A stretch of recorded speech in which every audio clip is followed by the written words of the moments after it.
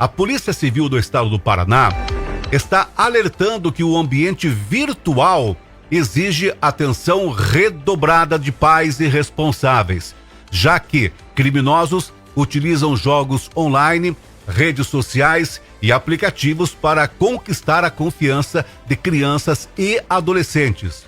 A Polícia Civil está orientando que famílias acompanhem as atividades digitais dos filhos, mantenham diálogo constante e fiquem atentos a sinais como isolamento, irritabilidade, ansiedade, mudanças bruscas de comportamento. Além disso, a Polícia Civil destaca nesta campanha que casos de suspeita ou confirmação de violência devem ser denunciados imediatamente pelos telefones 197 e 181, que é o Disque Denúncia da Secretaria de Segurança Pública do Estado do Paraná, ou em qualquer delegacia aí do seu município. Nós temos aqui um vídeo confeccionado pela doutora Marina Coelho, que é delegada de Polícia Civil, que fala sobre esta campanha que o Paraná está encabeçando nesse dia 18 de maio. Roda, por favor. Meu nome é Mariana, eu sou delegada de polícia do Estado do Paraná, estou lotada no CRIA atualmente, que é a unidade de combate contra os crimes cometidos contra criança e adolescentes, e vou responder algumas perguntas em atenção ao mês de maio que nós estamos vivendo, que é o Maio Laranja, né, em que nós buscamos trazer diversas ações preventivas e educativas contra o abuso sexual infantil. Hoje em dia, nós precisamos prestar muita atenção no conteúdo que as crianças estão acessando, com quem que as crianças e os adolescentes estão conversando, e isso começa dentro de casa. O que acontece é que muitas vezes a criança está acessando um jogo para se divertir, e dentro desse jogo, pessoas completamente mal intencionadas, elas começam a acessar a criança, né, utilizando de artifícios psicológicos, induzindo a criança a tirar fotos íntimas, né, induzindo a criança a, muitas vezes, cometer algum crime na escola.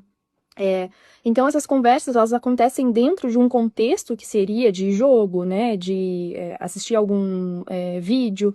Por isso que os pais precisam restringir os conteúdos e também ter acesso aos conteúdos que as crianças estão consumindo. Hoje em dia, diversas plataformas têm meios para restringir esse acesso, né? Então a maior orientação é que os pais tenham ciência do que o seu filho está consumindo na internet. Por exemplo, temos o aliciamento virtual, né, que, como eu disse, acontece com a produção e o compartilhamento de material pornográfico envolvendo criança e adolescente.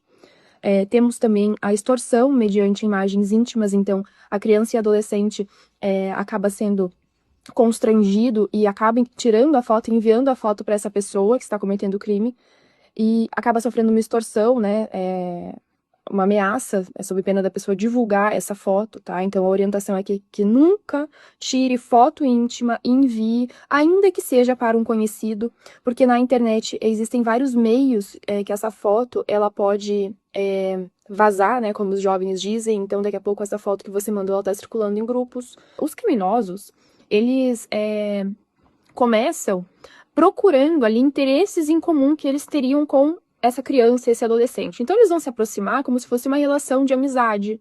Eles vão tentar fazer com que o adolescente acabe falando alguma vulnerabilidade, alguma situação que o adolescente está passando. Eles vão se aproximar de uma maneira que somente ele entenda a situação que a criança ou o adolescente estão vivendo, né? Então ele cria essa proximidade para daí, né, cometer esse crime. Por isso que, novamente, o acesso dessa criança e adolescente ao conteúdo tem que ser controlado pelos pais. Nós costumamos falar que criança e adolescente não têm privacidade quando se trata dos pais.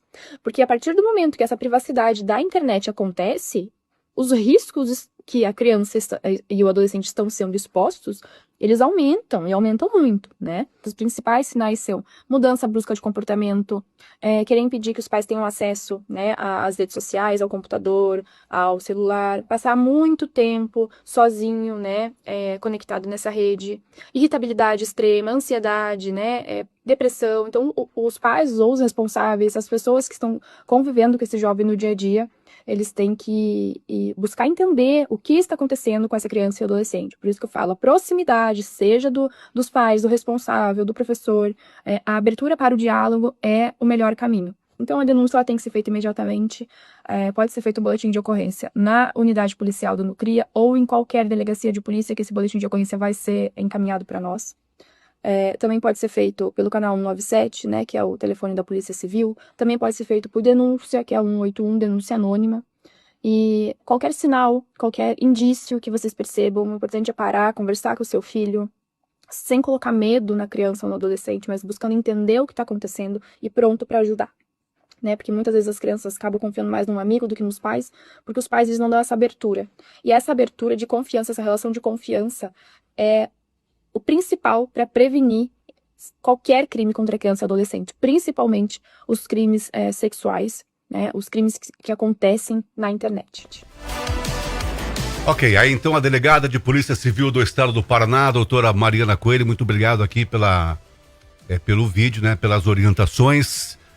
Destacamos aí o que disse a delegada Mariana: suspeita ou confirmação de violência devem ser denunciados de forma imediata pelos telefones 197, 181 ou em qualquer delegacia.